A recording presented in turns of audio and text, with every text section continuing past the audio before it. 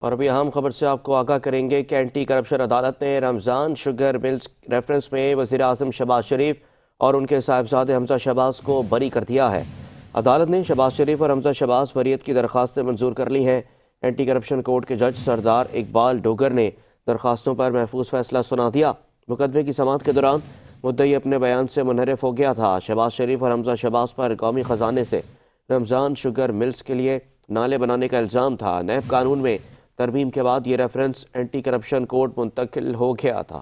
آپ کو بتا رہے ہیں کہ اینٹی کرپشن عدالت نے رمضان شوگر ملز ریفرنس میں وزیر اعظم شہباز شریف اور ان کے صاحبزادے حمزہ شہباز کو بری کر دیا۔